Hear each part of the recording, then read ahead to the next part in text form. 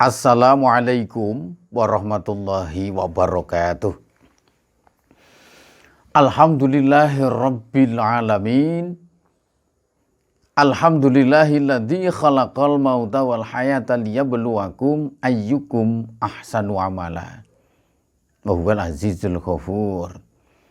Asyhadu an la ilaha illallah wahdahu la syarikalah. Wa asyhadu anna Muhammadan abduhu wa rasuluh. Allahumma salli wa sallim ala nabiyyina Muhammadin wa ala alihi wa ashabihi ajma'in. Amma ba'd. Allah Ta'ala fi kitabihil karim fa'udhu billahi minasyaitonir rajim. Walan nabluwanakum bisyai'im minal khawfi wal ju'i wa naqsi minal amwali wal anfusi was samarat wa basyiris sabirin. Sadaqallahul adzim. Kepada Bapak Ibu dan saudara sekalian dan para pemirsa kajian Kamandalu, pertama tasyukur kehadirat Allah yang telah melimpahkan karunia pada kita semua, sehingga alhamdulillah pada kesempatan ini kita masih dianugerahi Allah panjang umur, diberikan kesehatan, dengan harapan semoga rangkaian ibadah kita dari bangun tidur kembali ke pembaringan diterima Allah sebagai amal sholih di sisinya.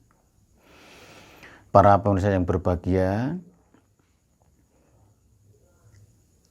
pandemik COVID-19 memberikan ilmu, memberikan al-hikmah kepada kita semuanya.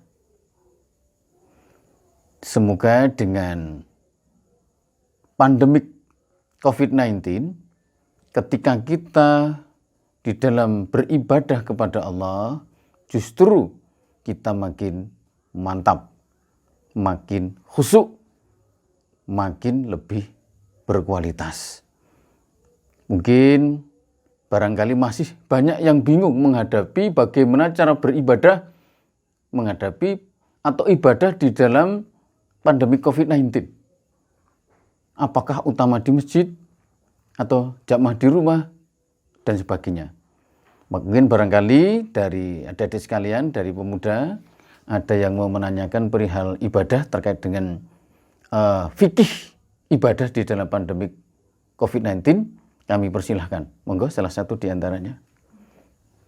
Assalamualaikum warahmatullahi wabarakatuh. Waalaikumsalam warahmatullahi wabarakatuh. Ya, ada pertanyaan masuk dari rekan-rekan kita. Yang pertama yaitu bagaimana hukum sholat berjamaah dengan shaf yang renggang, sedangkan perintah sholat rapatkan shaf? Ya, terima kasih. Pertanyaan yang mantap. Yang ini masih bingung ketika kita untuk menjalankan sholat. Memang di dalam sebuah hadis Nabi itu rapatkan barisan, luruskan shaf, luruskan barisan, rapatkan shaf. Namun dalam kondisi semacam ini, maka dari para majelis ulama, kumpulan para ulama yang sudah ditanggung dalam ilmunya, insya Allah sebagai pijaan kita untuk melakukan pengamalan sebuah ibadah. Jadi sudah ada ijtihad. Insya Allah kita akan mantap. Nah, untuk mempertahankan jiwa itu lebih penting.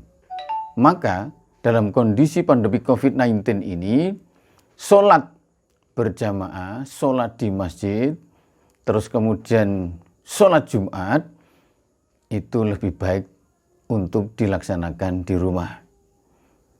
Diamalkan dengan keluarga. Diamalkan dengan keluarga dekat. Insya Allah itu akan lebih manfaat. Walaupun toh banyak pro dan kontra. Namun yang jelas mempertahankan jiwa itu hukumnya wajib. Jadi dalam kondisi pandemi COVID-19 ini sifatnya hanya sementara. Jadi fikih di dalam itu hanya bersifat sementara. Apabila nanti kondisi normal kembali, maka akan kembali pada aslinya dalam sebuah hadis Nabi itu. Jadi hukumnya lebih tepat kita berjamaah di rumah, nilainya lebih besar berjamaah di rumah. Terus masjidnya pripun Pak? Ya nanti ada yang mengumandangkan adzan, kemudian yang adzan dan atau beberapa orang yang di situ untuk melaksanakan sebagai tanda. Namun kalau dipertanyakan semacam itu, maka lebih tepat berpahala di rumah, lebih besar, lebih agung untuk saat pandemi COVID-19 semacam itu. Selanjutnya terkait dengan sholat direnggangkan. Karena dalam kondisi pandemi COVID-19, virus corona itu sebetulnya lemah. Namun yang dahsyat, yang hebat adalah penyebarannya. Termasuk di dalam kita berkomunikasi, bersosial. Maka dari WHO, kemudian dari para ulama, itu memberikan suatu penjelasan, memberikan fatwa, maka untuk sementara ini, maka sholat kita direnggangkan. Insya Allah nanti setelah kembali normal, maka akan kembali dalam sebuah hadis Nabi, luruskan dan rapatkan. Maka pesan saya, yang sudah menjalankan dengan protokol kesehatan, tolong protokol kesehatan untuk dilaksanakan. Jaga jarak, pakai masker.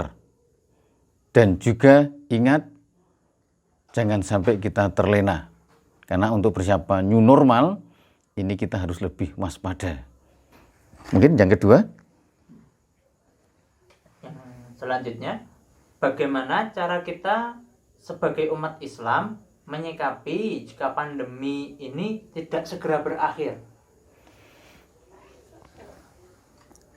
Wah ini apabila pandemik ini tidak segera berakhir, gini adik sekalian, jadi kita di dalam suasana semacam ini kita tunduk taat, kita qanaah kepada Allah Subhanahu wa taala.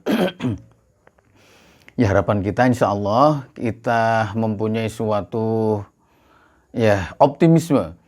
Kita punya harapan Allah itu memberikan sesuatu, ada hikmah. Insya Allah akan berakhir.